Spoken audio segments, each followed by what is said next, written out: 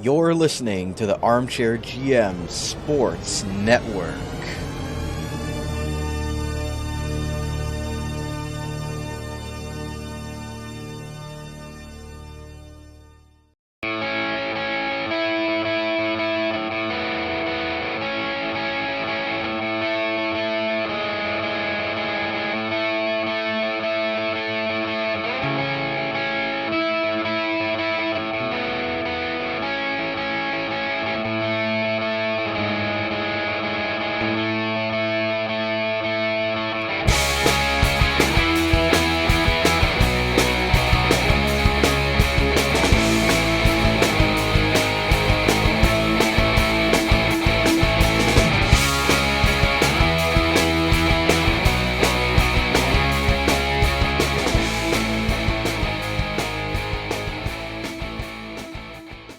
Welcome to another edition of the OHL in 60 podcast with Colin Ward. I'm Reece, Doumani, and BC behind the clouds as always. Glad to have you along with us, whether you're watching us on the Armchair GM YouTube page, whether you're watching us or listening to us on your favorite podcast platforms. They don't have video yet. Good start, Reece. But at least we didn't need a second take for this week's episode.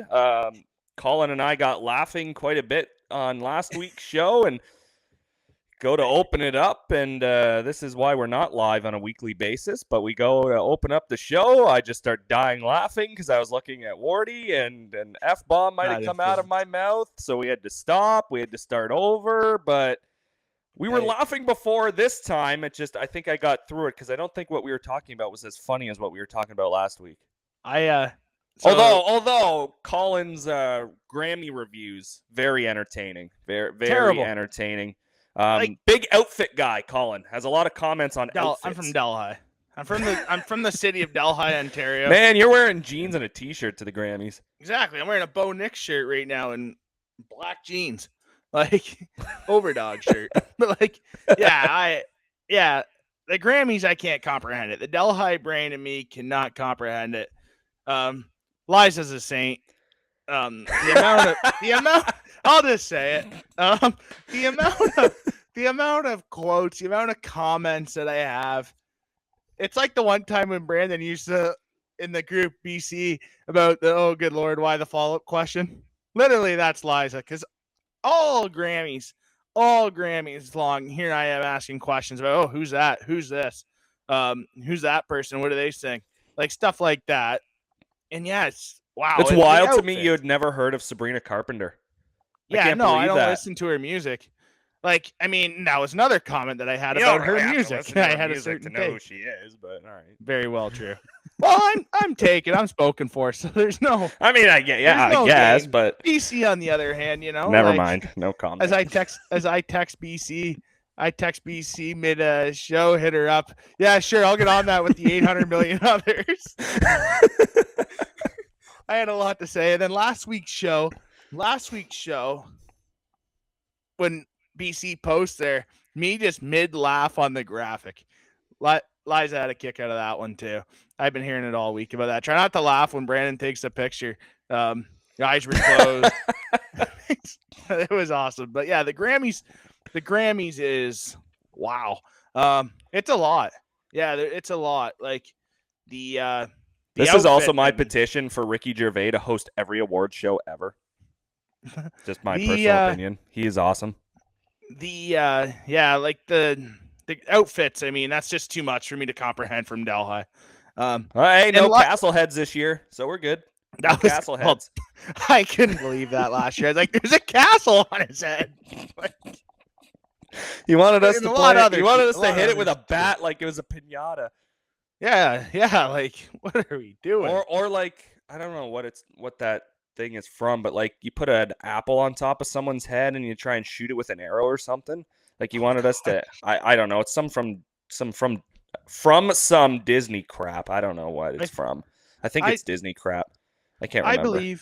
I believe like these celebrities dress like that because it's not about like comfort, obviously, which is my number one go-to. Wow, comfort. There's no way Heidi Klum was comfortable in her freaking Lady Gaga had like a bird cage on her head. Whatever the heck that is. Oh my God. Yeah, see Justin that? Bieber's saying in his underwear. Who hasn't done that? Very well true. Everyone does it. So I support that. Best outfit of the year. Hey, no shame in the game, Justin. No shame in the game. That'd be what a start. Stay hot. But yeah, I feel like every celebrity just dress in like for a normal person to comprehend, just dress as crazy as you can. And that's what flies now for celebrities. That's what my take on the Grammy dress code is. Dress as crazy as you can, and that's what the take is. But crazy show, crazy. And then show. you could be change your life. You could be Kanye West's girlfriend and wear nothing. That was wild. That was last year too with Castle on the head. Yeah, that was last year. Yeah. What a grand. So this year wasn't even as bad as last year with Castle head and dressed up and nothing. But Castle head and birthday suit. This year we had Hey man, that'd be a good sitcom. You imagine? That would be good. It's Castle head and birthday suit, and then you come up with some 11. stupid jingle or whatever. Yeah. Oh, we're reinventing television and Hollywood here right now. It's been 5 minutes and we've already fixed Hollywood. Yeah. I mean, look fixed at us the go. OHL yet. Studley. But yeah, to get to the Ontario Hockey League, this is what we've got for you on this week's show. OHL Headlines, of course, that includes the American Hockey League going back to Hamilton. Nothing, of course, officially announced. However, the sources that are saying it's coming back, I'd say, are pretty trustworthy. Their faces are their Twitter pictures, so we do trust them. Not a cyberbot. Yep, exactly. So unplug the Wi-Fi. 2026. Shut off the Wi-Fi. Spike it up. For anyone wondering, this is what we look like before we start recording a show. Somebody says something, and then we like whether it's myself, BC, Wardy, BC, me, and Wardy, we just die laughing after someone says a one-liner, and it just that's just how we roll around here. Yeah, exactly. So it includes the AHL going to Hamilton. Yesterday was what was it? Hockey Day in the OHL. That's the right word for it. Tuned in on Flow Hockey. It was really entertaining while we were at the Bulldogs game. So I had Flow Hockey running all day. And there was a number of suspensions pending review that were handed out. So we'll get to that also in our headline segment to start things off. Over the weekend, some desperate hockey clubs picking up much-needed victories, specifically the Sudbury Wolves over the Ottawa 67s on Sunday. The Erie Otters taking down the Sioux Greyhounds on Friday in a shootout. So we'll touch on that and the teams that sold, needing points to get into the playoffs and get at least 2 home games in the postseason. We'll touch on that. We'll take a break, and then we've got 20 games left. Who would have thought? That went quick. They did go by quick. Pretty well 20 games left to go for everyone. There might be some 21s, 22s, 19s thrown in there, but kind of the general average of about 20 games to go. So we'll look at that as the Bulldogs continued their win streak. It's now up to 4. The Windsor Spitfires bouncing back on Sunday evening, so we'll touch on that as well. Kevin He having himself one heck of a weekend for the Firebirds. So we'll get to all of that to start segment number 2. Players of the month were announced, as well as the academic players of the month. So we'll get to that, and then we're close enough that Colin Ward can start running his annual draft lottery simulator for the 4 teams that are not in the postseason picture as of today. So we'll touch on that and see what those results are. It's a wild one from Colin Ward. So we'll see if anyone gets Detroited.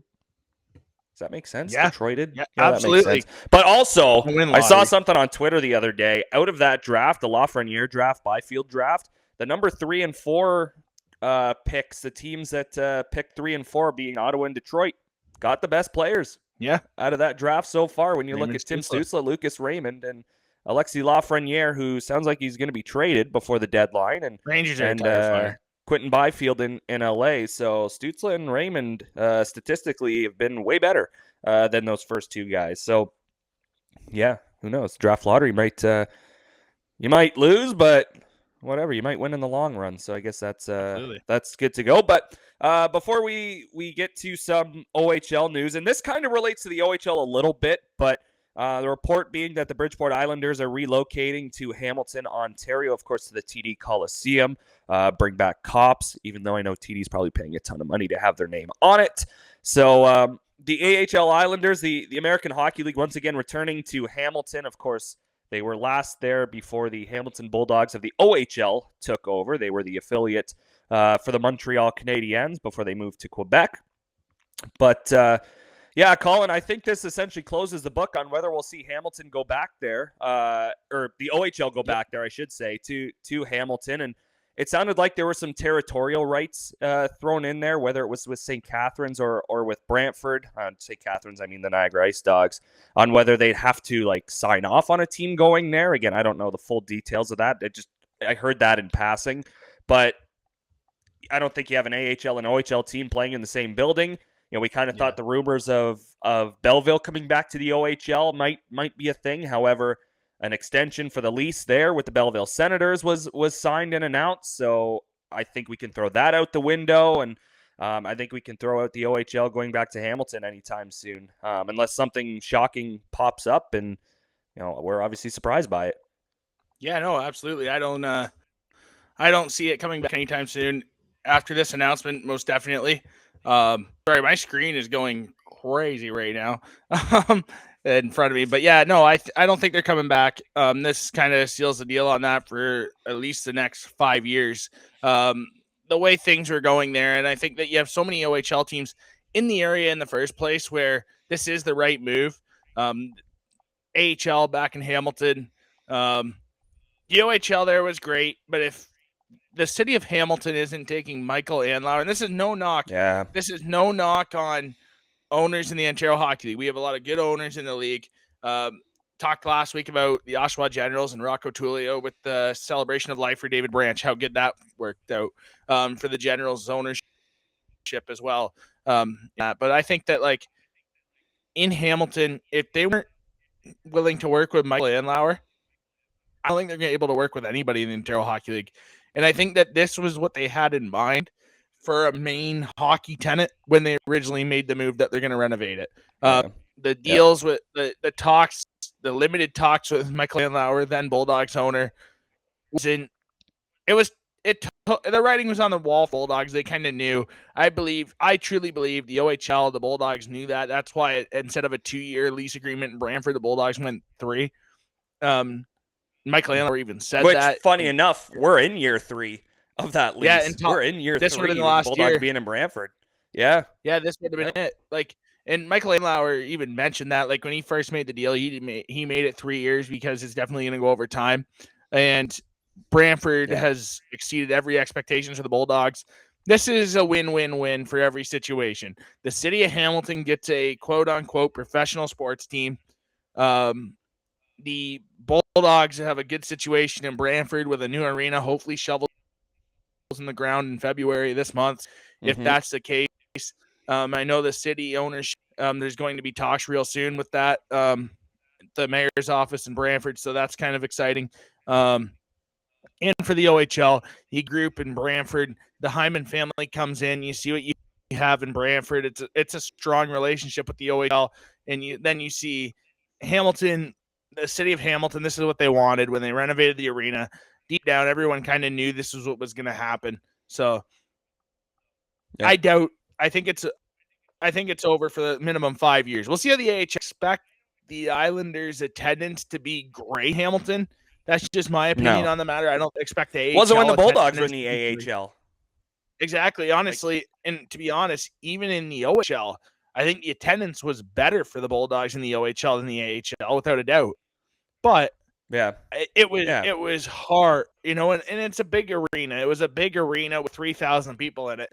It's a lot different than seeing 3,000 people in a 3,000-seat arena now in a Civic Center. So there's a big difference there, right? But I think that this is the move that was going to happen, and I don't expect attendance to be great in Hamilton. So that's why I say 5 years from now, we'll see what's happening.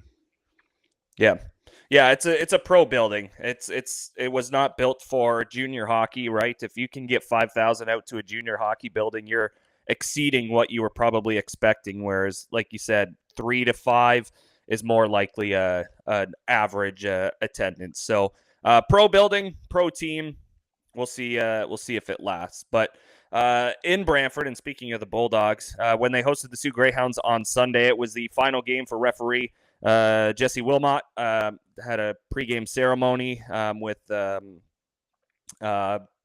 his officials, his fellow officials that were working the game. His family was there, of course. Girlfriend and child. Kevin Hastings was there to present him with something. So, and then both teams afterwards to shake the hand of the official. Sioux Greyhounds went first, Bulldogs followed off, and then even when we were talking to Jay McKee afterwards, we saw John Dean coming around in the Bulldogs hallway, and we're thinking, hey, like what? Okay, yeah, bye, John. But also realizing, oh yeah, the referee room is from that way, and he probably went over and shook Jesse's hand. So, final game for Jesse. I mean, he was busy. There were quite a few calls in that game, but a ton of respect from both teams for him. Yeah, you saw Vince Lace, Ryan Kuwabara head over as well after John Dean was leaving. Bulldogs assistant coaches, definitely, wild career. It's hard to be a referee. It's hard to be an official. Jay McKee said it perfectly post-game. I feel like the only time you talk to an official is when something bad happens. So, but yeah, no, what a career for Jesse Wilmot, local Brantford guy. Had a couple of veteran officials with him as a crew. Saw in warm up with the Wilmot jerseys, the referee jerseys on as well. So that was pretty cool. And it was good.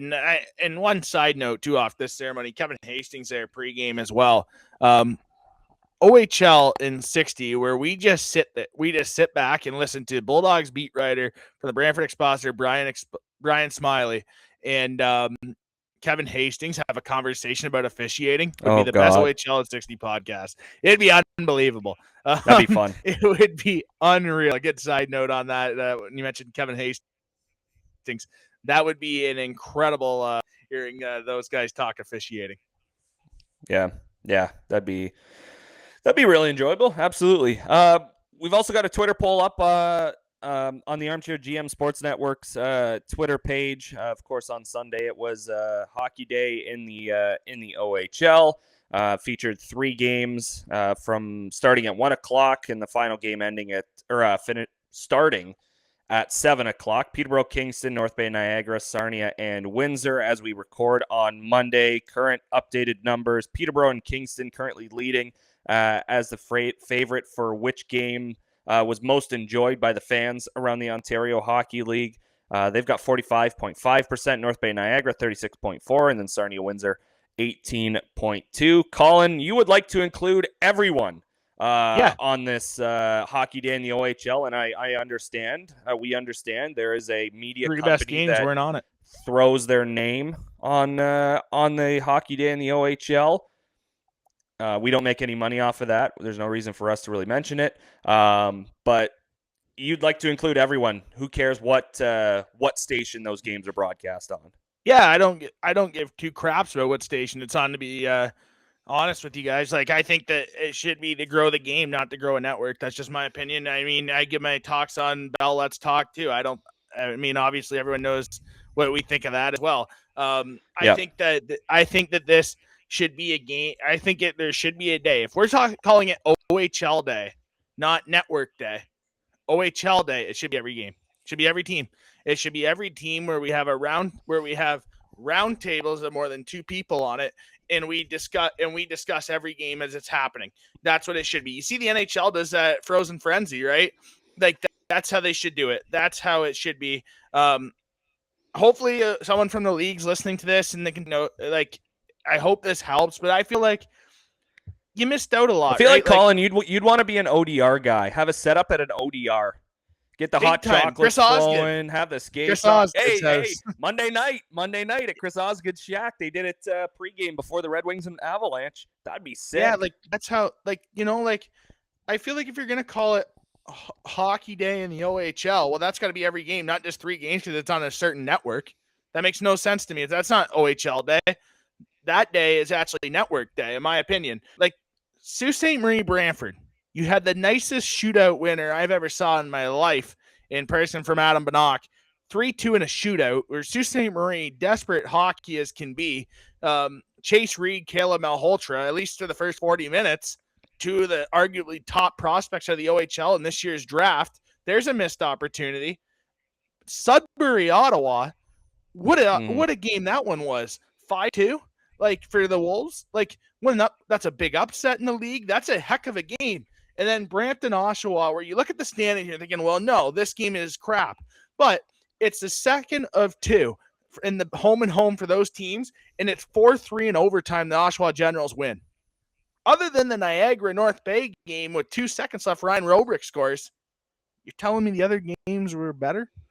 And that's why I just think grow the game, grow the league, not a network game. Grow the game, like grow the game.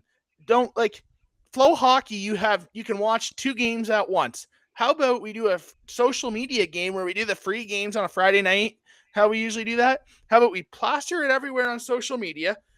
We have every game going on. So 15 minutes apart, you start the games, just like when the NHL does those games like that, where every game's going. That is the best. That's so cool when they do that. And then when they have like a main center during intermissions, chat about what's going on in other games. Chat about what's going on in the games. Give updates to people. I don't like a network game. Live look-ins. Exactly. I think that would be right on to do that. I think that's the best way to grow the game. I don't like network games. I don't like the Let's Talk. I don't like network games. I don't like that. As a Blue Jay fan, I used to be as you guys know, I used to get pretty upset about Rogers about that. Like, I used to not like that. Oh, we're going to fix the ballpark and put ticket pricing up, but we're not going to sign any free agents. Well, obviously that's kind of changed now, but you know what I mean? Like, I don't like that. I just like to grow. I don't like to grow a network. I like to grow the game because that's what the fans, the people that are paying to support the league, are paying to watch the league, not networks. So that's my opinion on it. Well, and for us as Red Wing fans, Ken Daniels, Mickey Redmond, 50 feet of crap, ESPN, ABC, TNT, whatever. Yeah, like Red Wings up here. There's a lot of local broadcasts that are way up here compared to the network. So we'll leave it at that. But ESPN, this is a side note, Reece. ESPN, I'm not a fan of their broadcast, but ESPN, I don't know, maybe it's a US thing, and US fans listening to the show that watch ESPN games they use such different terminology on everything. It's amazing. Off the wall. No, I forget what the term was now. Oh, but some of the terminology on ESPN during the games, it's like they're trying to sell. You can tell they're trying to sell it instead of growing the game and teaching the game. You can tell they're selling it. That's what I don't like. Right away when I hear that, I don't like it. Yeah. Well, everything's one big ad. Just look at the boards around the ice. But we've got a lot of suspensions to get through, way more than I thought we'd ever have to. But if you're watching us on YouTube, you can see Sam Roberts and the incident with him and Smith, where Roberts grabs his helmet and then goes on to hit him in the head with it. That's a new one. I don't think I've ever seen that, or not that I can remember. Someone mentioned to me that Noah Roberts did it previous. I don't remember that. I'd have to look that up. But I just kind of heard it in passing. But that's and I know we've had the conversation about Luke Dragusica. We're not going to get into that again about how he used his stick essentially as a weapon to hit a guy in the head. I mean, is this just as similar? Are we? Maybe it's not a same situation, but to me, it kind of feels like it is. You're using a piece of equipment to hit someone in the head, and you can't tell me that's an accident. That's on purpose as well. And obviously, we're recording on Monday, Tuesday release. On Tuesday, I imagine we have a decision on what the suspension is for this. Yep. This has to be 10 games. Has to be. If it's not 10 games, what are we talking about on the other suspensions then with the stick earlier on in Brampton? Like, he clearly takes his helmet off. Like, Roberts removes the opponent's helmet, then hits him in the face with it. That's using it as a weapon. That's intent to injure. Yeah. You know, like, intent to injure is a serious suspension thing in the Ontario Hockey League. So I'm looking at it from that standpoint, I give it a 10 gamer. I think that's a 10 gamer right away. I know not really the big repeat offender, a young player in the league, but it's a standard to set right for the OHL. I think the one thing is you got to see a standard. I think for OHL fans, the most of the complaints I get from fans coming to myself, I feel like they want to know what a standard is. No fans know what a standard is in the OHL. Nobody knows what suspension, because every suspension's differently. Ryder Bolton got 6 games for grabbing a referee's jersey in a scrum, and it should have been more for leaving the bench. But abuse of an official, he grabbed the wrong jersey. Literally grabbed the referee's wrist when he's trying to grab the other guy's wrist from the Sudbury guy. I just think that repeat offender too as well. But I think that fans from the outside want an answer on what the standard is. I believe if there's a standard, old school OHL days as well. I remember back in the day when obviously Dragusikas was very dangerous, but I feel like back in the day you use a stick. That's what the suspensions were. That's what they were. I remember guys getting 10 games like nothing. Now, what is it? I feel like you got to set a standard here.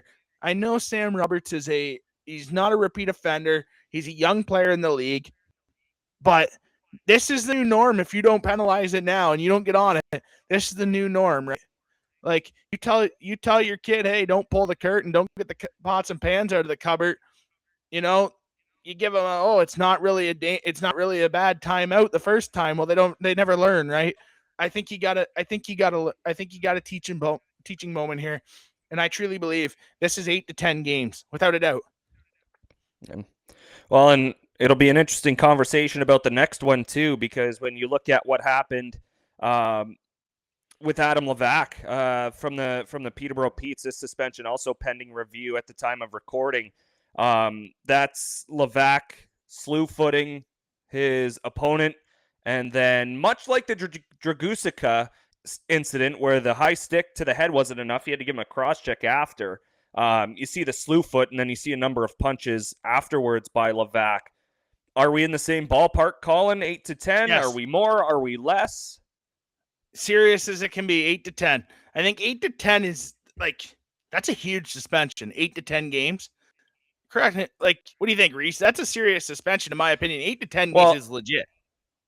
I think you can have intent to injure in this. Obviously, you've got your slew foot suspension that's sucker pretty well punch. Automatic. Dirty play to sucker punch. So that's a two-faced move to sucker punch him as he's down. Yeah, and then you see that kind of third one. There's more like 2.5 punches there, but that last one there was, I would say, pretty harsh as well. So it was a weird week, and I mean, at the time of recording, we've got 1, 2, 3, 4, 5 suspensions pending review. Jonathan Brown of the Windsor Spitfires awaiting his. Frankie Morelli of Ottawa awaiting his. We've already mentioned Levac. We've already mentioned Roberts. Nicholas Desiderio awaiting his as well. You mentioned Ryder Bolton got his 6 games. Weston Cameron sitting out a 2-game suspension right now. Nathan Games, a 2-gamer right now. Spencer Evans for Sault Ste. Marie, sitting out for 3 games. So, and obviously the Dragusica one, he'll be back for next season, I guess, after he goes through some stuff and the OHL gets him approved back to come in. So just a weird week, Colin. I mean, I can remember us having a busy weekend where we'd say, 2, 3 suspensions, whatever, but we've already had the decision, like the one automatic, for the fighting threshold, or there was a slew foot. Okay, well, we know what that suspension is, so let's just put it out there. I think this is the first we've had 5 pending review at the same time after a weekend. Yeah, it's that time of the year, right? January, beginning of February is usually that time of the year where you got to reinsert the rule book. This is where the 10 advisor neck guards start falling off. Neck guard penalties now in February. Yeah. This is that time of the year, right? This is honestly this is what I set a standard. This is the time of the year where you set a standard, then everything neutralizes again, and it's not a serious you don't have the uneducated decisions and fights happening when you do that. I just think it doesn't help. I just think it's dangerous. I really believe January, beginning of February, you get those incidents, and you got to set a standard. It's up to the league, right? To police the league, right? You got to be the adults now. It's a kids league. the end of the day, right? Like, you got young men making bad decisions. It's going to happen on the ice. It will happen. And I think that this is where you have to police them. You have to teach them. That's what our league is. It's a teaching league. And I think that's where this comes in, right? So I really believe that you set a standard here. You go 8 to 10 games with Roberts and Levac. I don't like either, but I really don't like the Levac play. I really don't like that play at all. That I don't like the Roberts play more, to be honest with you. Really, it's close, but I don't like him. I don't like either. I don't like I said, they're both bad. I think, like, what are we doing? They're both uneducated plays in different ways. One's at the head, one's at the foot. Like, sure, they're both. Yeah, like, you're right. I truly believe you got to go 8 to 10 games on both. Yeah.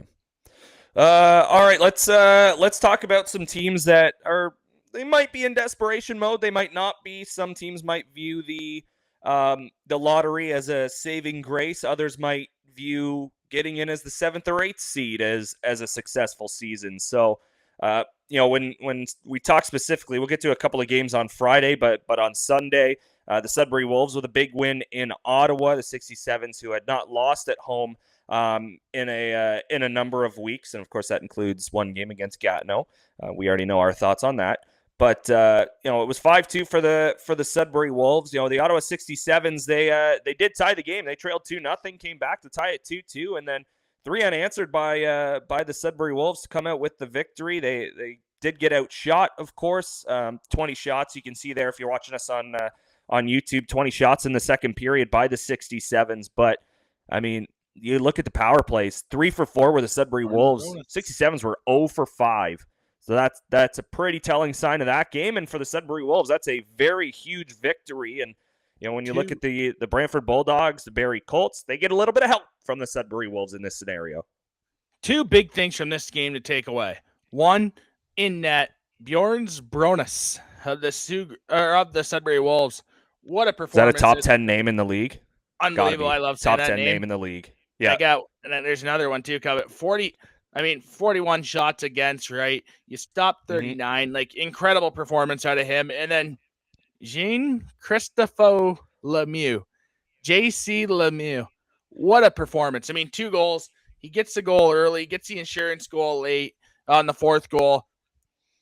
You want to talk about 15 points in 11 games coming over since the deadline. And you guys want to talk about somebody here who, and we talked about this before we came on air, this might be the year, and I know the OHL is an opportunity league, a fresh start, but this might be the year where there's been so many players get moved and have a fresh start and play unbelievable. Yeah. And JC Lemieux, you see that first step he has that jump in his stride.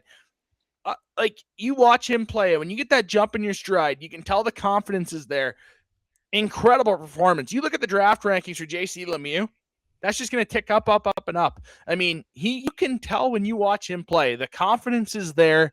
The stick handling is there. When a player handles the puck a little more, they're moving nice. You can tell it's there. And JC Lemieux, every single fan in the OHL should be pumped for JC Lemieux. The performance he's having on the Sudbury Wolves has been incredible. And Reece, we talked about this last year. The Sudbury Wolves need to sell last year. This year they make the right decision. And this is why last year they should have sold, because you get players like this and you get draft picks. That's what makes you compete. And JC Lemieux, to think about how good this kid could be next season for the Wolves, you're looking at a potential top 5 scorer in the OHL next year. That's how good the jump could be after going through the draft process, getting drafted. You go through a development camp, you go through a main camp, hang around NHL talent like he's about to do in the future. That's what makes players better, and you're going to see this kid come back next year and be a star as well. It reminds me so much, and I know fans, you're going to be upset with me here. It reminds me so much. Sudbury fans might love this, because this reminds me so much of in the 22-23 season when the Bulldogs acquired Nick Lardis. Scores a lot. He's got 9 goals in 11 games with Sudbury. He scores a lot. He's got a good first step. They're not the biggest guys right now, but they continue to get better and better, and you can see it. He's a center, Nick Lardis. He's got scoring ability. He was good with QRD. in the Quinny Red Devils program as well. Mhm. JC Lemieux was. This kid's going to be a star, and you got to love that. That's the best part about the league. And this year, there's been a lot of good stories about players going elsewhere, getting a fresh start, and performing the way he did. In Windsor, Windsor was a different team. Not that the Windsor system and stuff, that's not the case with JC Lemieux. But if you're a third line center, second line, not the sixth forward some nights for the Windsor Spitfires on a really good Windsor Spitfires team, chance to showcase your ability and be your true self as a hockey player like he can right now in Sudbury. And that's what you're seeing. Yeah, absolutely. By the way, fun fact, he was born 15 days after the Detroit Red Wings won their 11th Stanley Cup. They won June 4th, 2008. He was born June 19th, 2008. So, greatness was kind of bestowed upon him just immediately after that. Thought I'd get that one in there.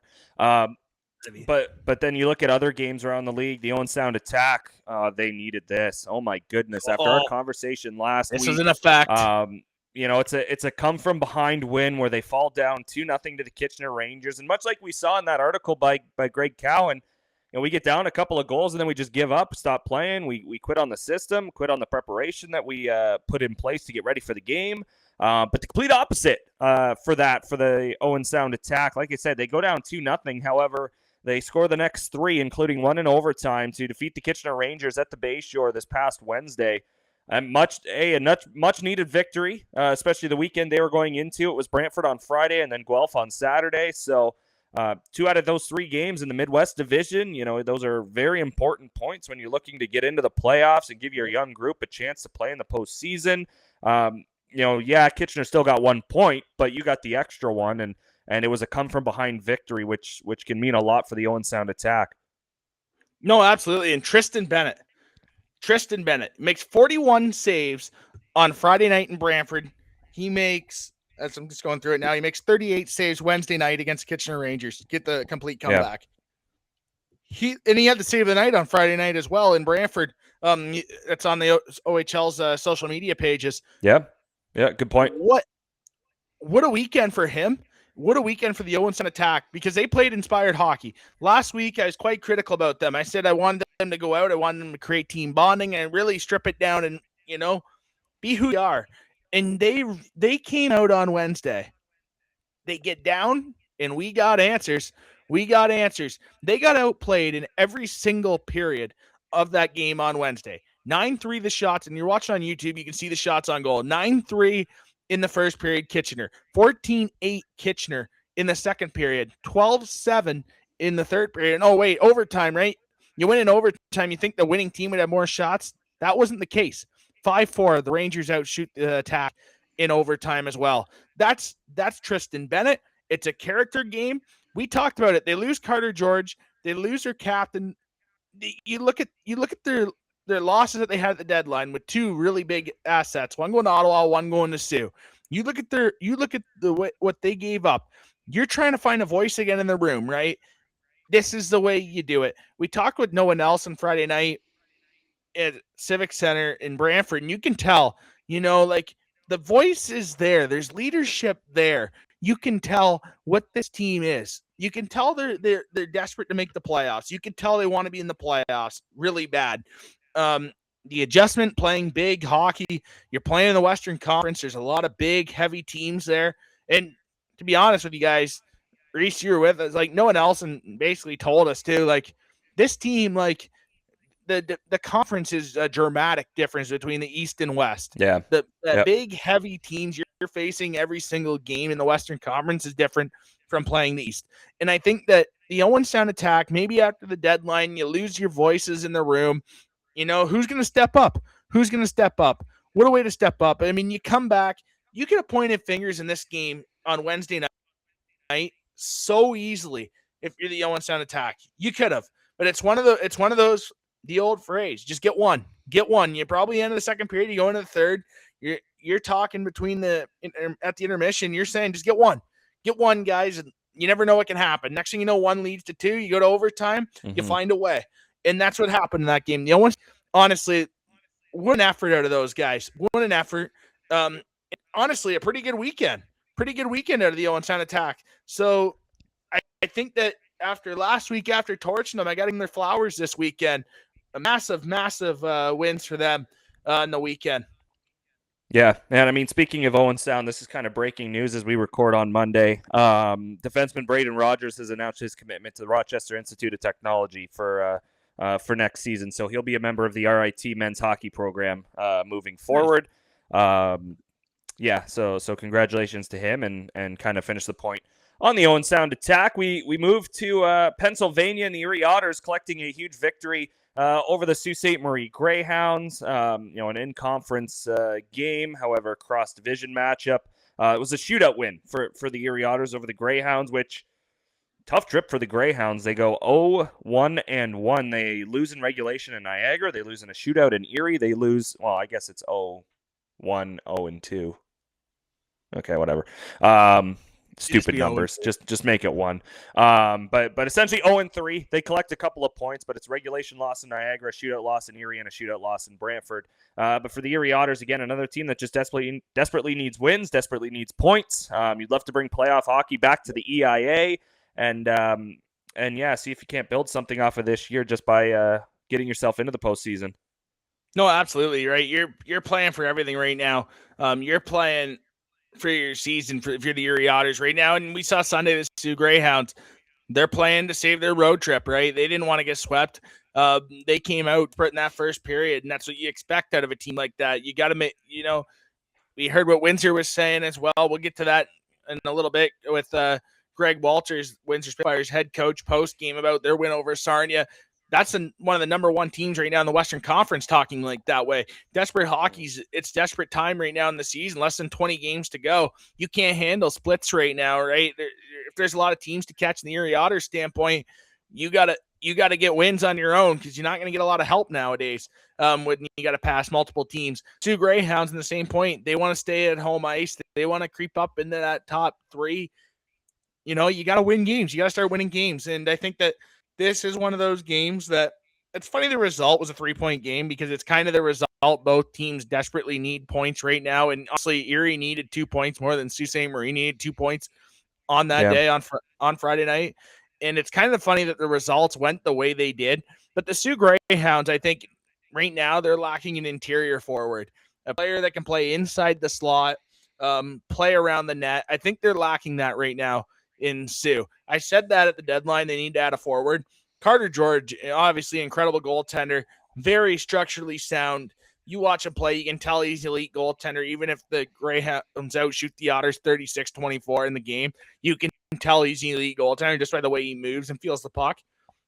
I just think that Sioux needed a goal scorer. They needed a guy in an interior goal scorer inside of the home plate area, a greasy goal scorer.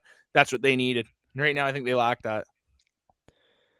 And finally, Oshawa and Niagara. It was the Ice Dogs leading 4-2 heading into the third period. You're thinking, okay, well, Niagara should be able to cruise to a victory. No, Oshawa had other ideas. They scored 4 times in the third period. Despite going 1 for 5 on the power play, Ice Dogs were 2 for 4. The Generals did outshoot the Ice Dogs 33-22 en route to this 6-4 win.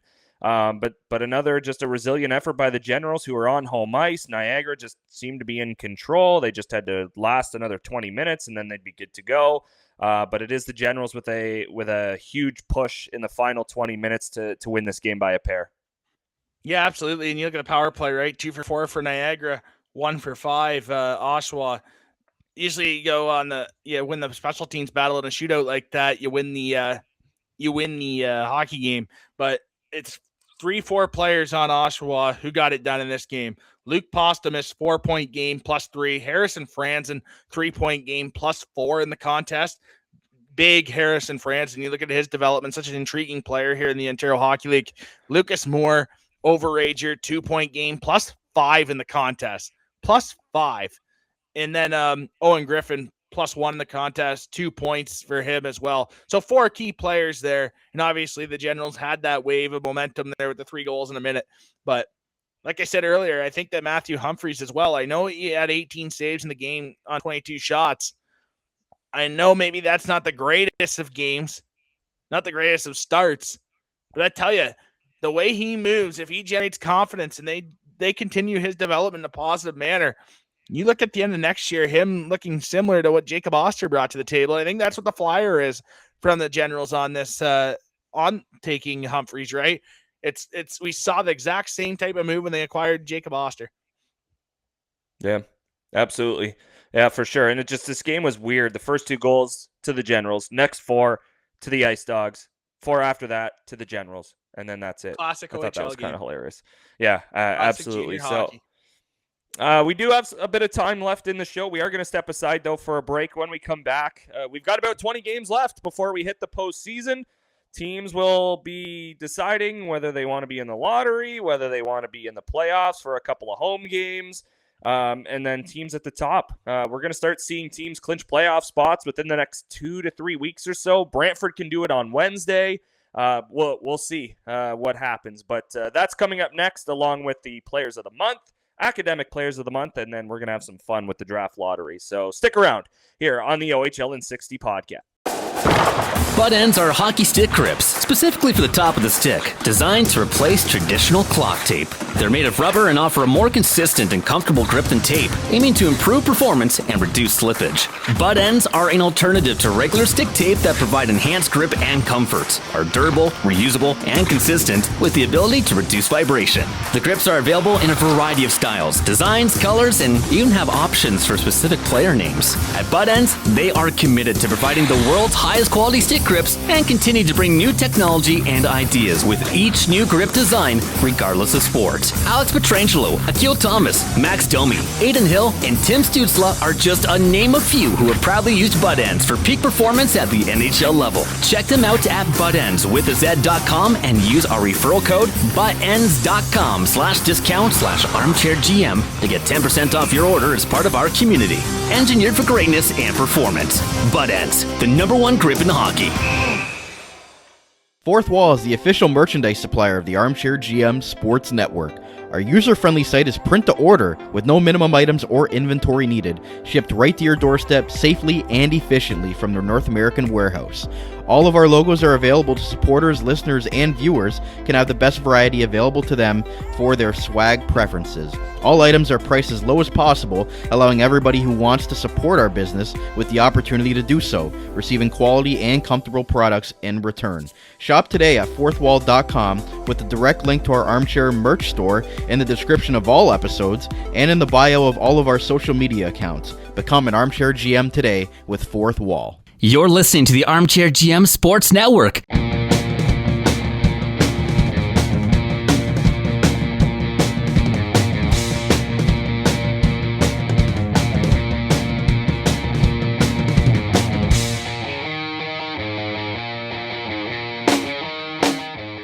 Welcome back to the OHL in 60 podcast. I'm Reece Doumani along with Colin Ward. We were dying laughing in the break again. Just like we're back starting every show. Oh man, we got chirping in the commercial break, but I fixed we'll the be OHL. okay. We'll be all right. We'll get through it. But we've got about 20-ish games left or so in the Ontario Hockey League season. That is where we'll start. Of course, we'll get to Players of the Month, Academic Players of the Month for January, and then Colin Ward's Draft Simulator, which we all look forward to. But when you look around the league, the majority of teams have played 48 games, which that is 20 games to go. Barrie has played 49. Peterborough's played 49. That's it for the Eastern Conference, so that's actually pretty well in sync. Whoever scheduled that is a genius. And then you look at the Western Conference. Other than road trips and homestands that are like a month long. Windsor Spitfires in the Western Conference have played 49 games. The Firebirds have played 49. Guelph Storm have played 46. That is the least amount of games played in the Ontario Hockey League, as the Otters have played 47 and the Sarnia Sting have played 49. So it's kind of thrown everywhere, but the majority of the teams have played their 48 games. So with 20 games to go, we've got the Bulldogs leading the East Division, the Barrie Colts are leading the Central Division, Windsor Spitfires are leading the West Division, and the Kitchener Rangers are on top of the Midwest Division. Now, with 20 games left, yes, we can look at teams that are going to lock up playoff spots in a matter of, well, it could be a week, could be 2 weeks, whatever the case might be. If you're the Bulldogs, Colts, 67s, their playoff spots will be punched probably by at least Valentine's Day. You would think maybe the Colts a little bit after the Bulldogs in 67s. But like I mentioned before the break, the Bulldogs can clinch as early as Wednesday against the Kingston Frontenac, so we'll wait for that. In terms of Spitfires, Rangers, Firebirds, Greyhounds, those first three teams will probably clinch earlier than the Greyhounds. However, all four should be clinched by the time we hit at least the third or fourth week of February. So that's what we have to look forward to up there. When you look at the bottom, teams still trying to claw their way into the playoff mix. You look at the Steelheads are 3 points out. Generals, it's going to take a lot for them to get in the postseason. So, 14 games left. Can it be done? Yes, it absolutely can be. The likeliness of it is probably very low. So the Generals and their fans might have their eyes on the draft lottery, which we'll get to in a few minutes here. You look in the Western Conference, the Erie Otters and Sarnia Sting are tied at 34 points, which is 7 out of a playoff spot behind the Saginaw Spirit. So there's things on both sides, and then you look at the middle, Peterborough, Niagara, and North Bay kind of bundled together. There's a 5-point difference between Peterborough and Niagara and North Bay. Kingston trying to work their way in there. That would have been a huge win if they could have beat Peterborough on Sunday, get to within 5 points of the Petes. And yeah, who knows what the heck could happen. And London, 2 points behind Sault Ste. Marie. And then there's a wide gap between them and the Owen Sound Attack, 16 points. I knew it was big. I didn't realize it was 16 points. I knew it was 10 plus, but that's a way bigger gap than I thought. So when you look at 20 games left, Colin, what stands out to you? What are you looking forward to most down the stretch to the playoffs? My two big races are, one in the East. We'll start with who gets home ice in the first round. Is it Niagara? Is it North Bay?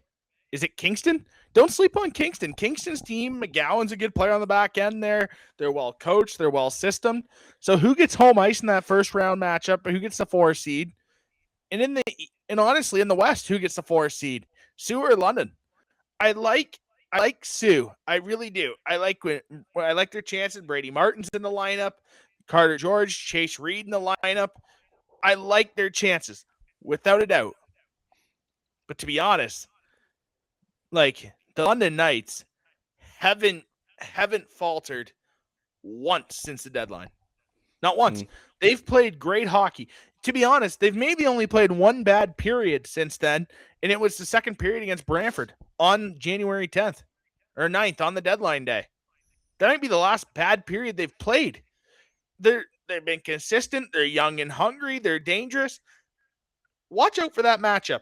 I truly believe, and I said this before, right around the deadline time, I still said this. Expect the London Knights to compete in a series against Sioux. I think London I honestly believe for Sault Ste. Marie, that is the worst case scenario for them to match up with any team in the first round is Sioux against London. I think that's the worst mismatch for a team right now with home ice in the first round. I think that's the worst mismatch for Sioux. I think London has better coaching than Sioux does.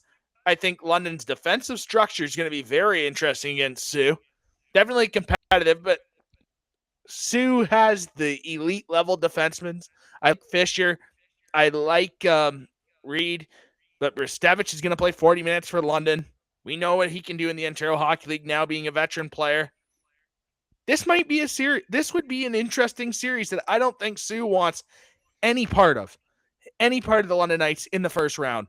And I truly believe that. I think the Kitchener Rangers, Flint Firebirds, Windsor Spitfires, if they were in the 4 spot, they beat London no problem in the first round. Other than Carter George in net, I don't know about that matchup for the Greyhounds against the Knights in the first round. Coaching's a big thing.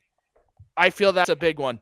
I feel that's a huge matchup in the first round. That's why in the West, I think of that. It'll be interesting. Yeah, definitely, because first of all, that'll be one heck of a travel time between the London Knights and the Sioux Greyhounds to get to the each rink, which, and that's what you're in the Western Conference. You know that it's junior hockey. What else is new? But yeah, I think when you look at different aspects of each club, like you said, whether it's coaching, goaltending, defense, who can score. We saw Reed leave the game on Sunday against the Bulldogs, right? Who knows how long of a timeline that'll be. Brady Martin, not that I'm expecting him to be out throughout the playoffs. I would expect him to be back sometime this month, but who Shoulder, for you sure never knows know, though. unless who exactly knows unless you're in the Schaefer. Sioux Greyhounds organization. So it'll be fun. I'm really excited. Like again, I can't believe we're already 20 games left to go in the regular season, but also I think one of the big stories you can look at is one, the Barrie Colts coming out of nowhere and being within 5 points of first place in the conference in the East. I don't think a lot of people saw that. I thought at the beginning when the Bulldogs were going 23 games, not losing in regulation, it was them and then everybody else. And I'll be guilty. I probably said that a few times, but you look at the Colts and even the 67s, obviously 67's 2 points back after their loss to Sudbury and Brantford's win over Sioux. But the Barrie Colts have quietly made their way into a legit second place, right? We have talks about how second place is automatic to one of the division winners, which is I still think something that needs to be changed, especially if, let's say, the Barrie Colts had 10 less points. Let's say they had 60 points, then I think a little bit more than now. But Barrie's in an area where they've won 9 of their last 10. Their power play is really, really good. And they're in striking distance. They're not out of finishing first place by any means. It could happen. And Bulldogs and 67s, obviously, they feel pretty comfortable about where they are and potentially winning the conference if they win their division. But with the Barrie Colts, they've made things interesting at the top. And again, they're now a respectable second place. Whereas, as I mentioned, if they were 10 points less, then okay, we got to have a conversation about this. But the top 3 in the Eastern Conference, I think that might intrigue me a little bit more than in the West, for maybe because they're a little bit further ahead. I shouldn't say a little bit further. They're a little bit less actually, but so I'm going to shut up. But I think the East is more intriguing than the West. Just my personal opinion. That's what I'm looking forward to. No, absolutely. 100%. The East is going to be very intriguing without a doubt. That race up top is interesting. And even in the Western Conference, that race is tough. I know, Brandon, you have a clip queued up for Greg Walters, and we'll touch on that because Sunday, their game against Sarnia was such an important win after the Windsor Spitfires dropped that game in Kitchener before, right? They didn't think they played their best game. And you look at the West right now, you lose one game, you're in third place. If you're the Windsor Spitfires, that's how tight it is right now in the West. And you look at the teams that are playing so well, right? Kitchener, 12 games in a row with a point for the Rangers, and they're not in first place. That's how tight it is. Just 1 point back. And Greg Walters has sent the message out to his club. Every game now, there's 20 games left in the season. Essentially, then that's down to the playoffs. We got to play every game like a playoff series now, best of 7 series within the next 7 games at a time here for the last 20 games. And that's essentially making it to the finals if you're successful in those 7-game stretches. So you're hearing desperate hockey. You're hearing teams like that who are in Windsor, who are in first place right now in the West by 1 point. And you're seeing teams like Saginaw holding on. You're seeing in the East, Sudbury just 3 points up on Brampton. Brampton's going to play aspiring hockey. You're going to have to play desperate hockey to make the playoffs. Very, very interesting quote out of Windsor. Brandon, you can play it if you want. Yeah, go for it, Brandon. Here's Windsor Spitfires head coach Greg Walters post game after the Spitfires beat the Sting on Sunday. Did you have to say much after the Kitchener game, or did the guys know that it was a disappointing effort? Yeah, I think it was more of guys extending their shifts, guys taking on discipline penalties, and we're not going to win that way, right? So just showing them the penalties and just telling them they're going to be held accountable. And we started like a playoff atmosphere. So game 1 tonight. So we have 20 games left, and so we're going to go through 3 series, and we want to see what they're made of and how they're going to play, and just so we can be ready. It's an interesting way to look at the last 20. Well, that would have been game, I guess, with before the game, 21 left, and then Sarnia. Yeah. So now they've got 20 left, but yeah, that's a really interesting way to look at it. And for us, and again, being Wings fans, not that we were the biggest fans of Jeff Blashill, but he split segments up into 5 games throughout the season, kind of, track those more specifically than say a 10 or 20 game stretch. Whereas Greg Walters, the Windsor Spitfires, challenged their team like, hey, 21 games left to go. 3 7-game series. Let's see what happens, right?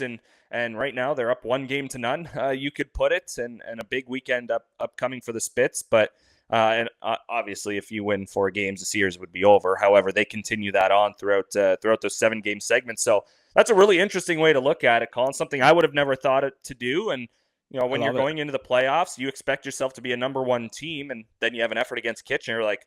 Okay, well, what the heck, guys? Like, we've done everything. We've prepared the right way. Why did we just lay a goose egg against Kitchener Rangers? Okay, so let's look at this differently. 3 7-game segments, 3 playoff rounds. Play quality hockey teams over the next stretch too. I like it. I think that's how you coach, right? How do you keep guys motivated? You're in the dog days, right? You're in those days now. We're in February. And it's like, okay, boys, now's the time.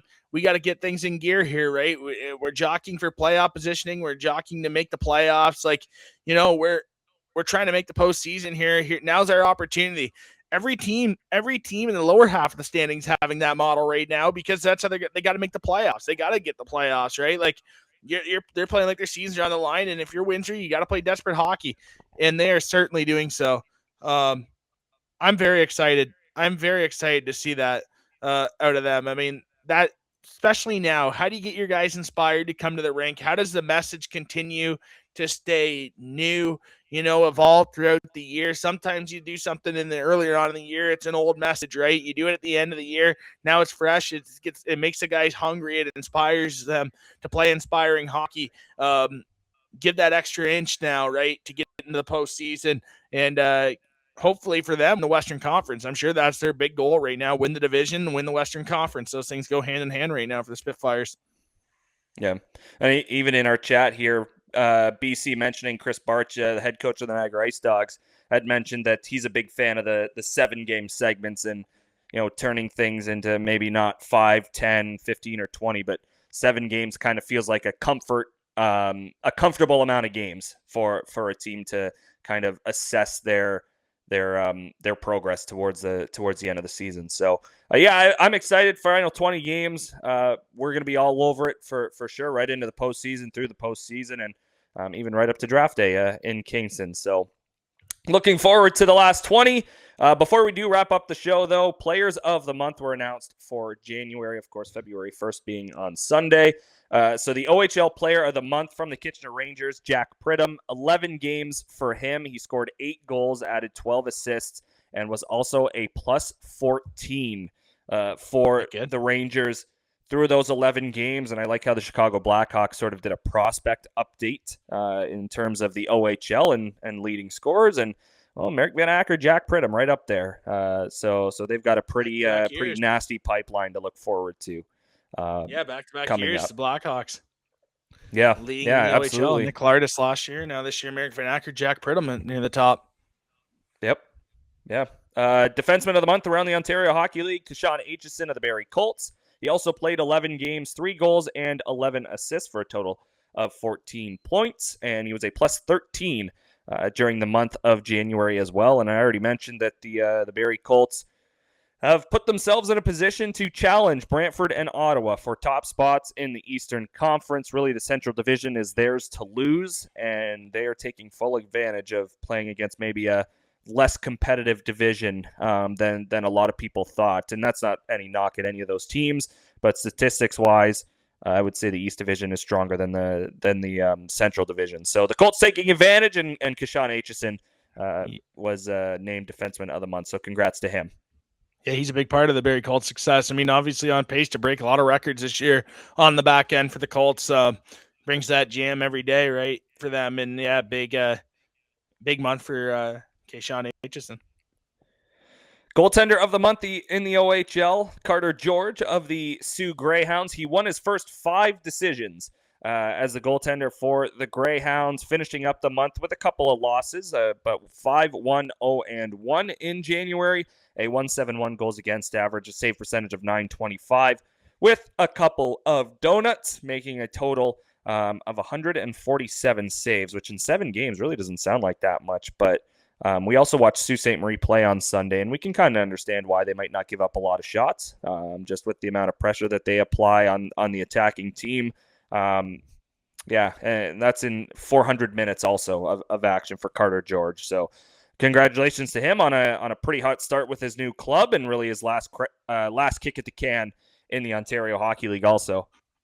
Yeah, for the Greyhounds, right? Their success is going to be what Carter George brings to the table game in and game out. Let's be honest, he's their backbone of their club right now, right? So if they're going to be successful, they're going to go as far as Carter George takes them. Yep. And then Rookie of the Month from the Saginaw Spirit, Nikita Klepov, 12 games played, 8 goals, 11 assists for a total of 19 points. He was a +3 in the month of January as well. That led, those 19 points also led all rookies. So he's right there, and he's had one hell of a season for the Saginaw Spirit. Right, if you're buying a ticket to go watch Saginaw, then you're part of the reason why is to go see him. He's worth the price 100%. Of admission right now for the Saginaw Spirit. 100%. I think him and JC Lemieux are the most underrated prospects out of the OHL right now. I think Nikita Klepov, I mean, his pop factor is there. He's got that aura, the kids say. He's got the skill set. He's got the speed to do it at a high level. Nikita Klepov, I mean, everyone that saw it at the prospects game, I mean, 62 points in 47 games this year, right, as a 17-year-old in the OHL. That's tough to do. And you saw the prospects game that he had last month, the Connor McDavid game. I mean, ever since then, you kind of knew, like, that stretch after. Sometimes that's a positive, having those games where sometimes if a player has a big game, they get on the radar, and then you see that pop factor after that. How do they play the next few as they go back and play more meaningful games for their club, right? Like, that's like what you want to see, right? Oh, you see him at the prospects game. Now I'm going to watch Sagan. I'm going to watch Klepov play, and you see him continue that pace with the Spirit, and that's why, I mean, I believe him and JC Lemieux right now are the most underrated prospects of the OHL. I also think Ryan Robrick needs more love too. I don't think he should fall as far as some people have him out of the first round. I think that's kind of crazy. Yeah, he's coming alive as the season has come on. A really, really, really slow start, especially for our expectations of him. But he's really stepped up over the last 2 months or so, and put his name back in the conversation to be a first-round pick. So that's really good to see, and the Ice Dogs needed that as well. So we get to our OHL Academic Players of the Month for January. We start in the East Division. Thomas Vandenberg of the 67s. Then 87% average in grade 12 studies through Blythe Academy. He is studying advanced functions, English, world cultures, and challenge and change in society. Did they have that when we were in school? I don't remember that class. Oh, yeah. Challenge and change in society. I don't even think they offered that in my school. What is it? Plus advanced. I was way too, those advanced kids are up here. I'm like right here. Like there's a big gap in between. So, I mean, good for Vandenberg, 87% in his grade 12 studies. It's not easy, speaking as someone who, I did do that in grade 12. I was on the honor roll in grade 12. Who would have thought? Me on the honor roll? That sounds like really stupid that a school would put me on that, but they did. So look at me go. In the Central Division, Brady Smith of the Sudbury Wolves is the Academic Player of the Month for the Central. Of course, as well in his grade 12 studies through St. Charles College in Sudbury. So congratulations to him. Midwest Division, it's Brady Wasslin of the London Knights. 88% mark in English in his grade 12 studies. English subject I was not awesome at, so good for him. I was not a fan of English, so, Well, I wasn't a fan of a whole lot, but Jim was a big Jim was the best. Big seller. Gotta love Jim. Yeah. Jim's unreal. Playing hockey. Oh yeah, ball hockey. Show up. You're the ones curving the plastic sticks and acting like you play AAA hockey, even though the highest level I played was house league. So we had sticks in what? We had Come on. Oh yeah, man. Lucky. We had normal hockey sticks in the city, right? Jeez. High, Ontario. But yeah, Man. And I went to the rich school apparently, and we couldn't afford that. All right, figure that one out. yeah. No, Good we old had assumption. we had some intense games. Yeah. Shout out to ACS in Brantford. But finally, in the West Division, Harris Pangratich of the Sioux Greyhounds posting a 95% average in grade 12 studies through Superior Heights Secondary School. He is studying Canadian and international politics, business leadership, accounting, and advanced math functions. So nice. Wow. Right Good on. for him. Sounds like a future leader. Absolutely. Doesn't work out. We need someone with common sense to run our politics, but maybe it'll be him. I'm kind of hoping so. Yeah, best of luck. But time for the way too early OHL draft lottery simulator. This is kind of Colin Ward's couple of minutes here to run through the simulator. And of course, like I said, we're recording this on Monday, February 2nd, Tuesday, February 3rd release. But this includes the bottom 4 teams at the time of recording. Colin Ward, you have the floor. Yeah, so bottom 4 teams, Oshawa Generals at the 20th, best odds to win the lottery. Sarnia, second best odds. They're 19th. Erie, 3rd, 18th. And obviously 17th. The 4th team in is the Brampton Steelhead. So those are your 4 teams in the lottery. So right now we're going to start at the 4th pick. We're going to start at pick 4. Who has the 4th pick?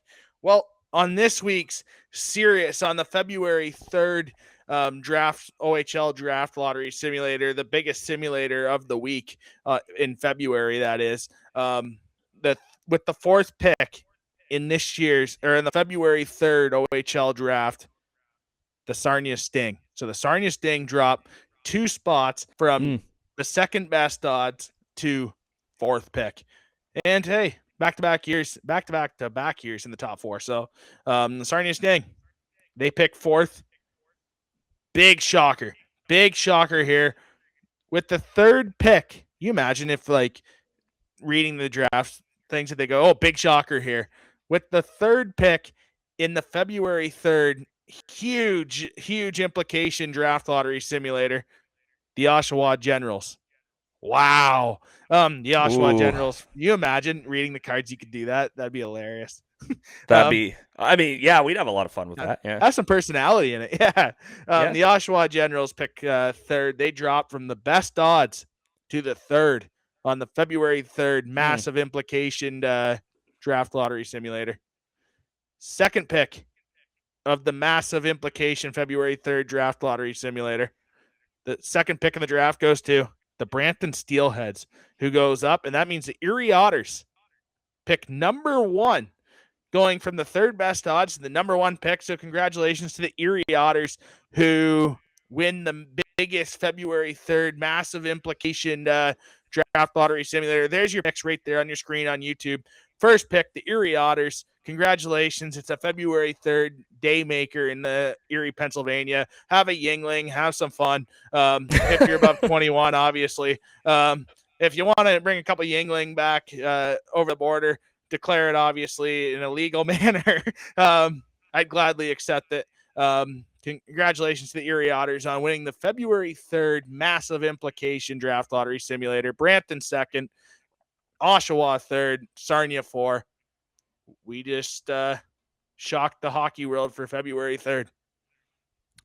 We did. Wow. Erie Otters have had some success, I would say, drafting 1st overall in the OHL priority selection. So if this comes to fruition, then they're going to get one hell of a player when it comes to the live draft in Kingston. So this is, again, the way too early draft lottery simulator.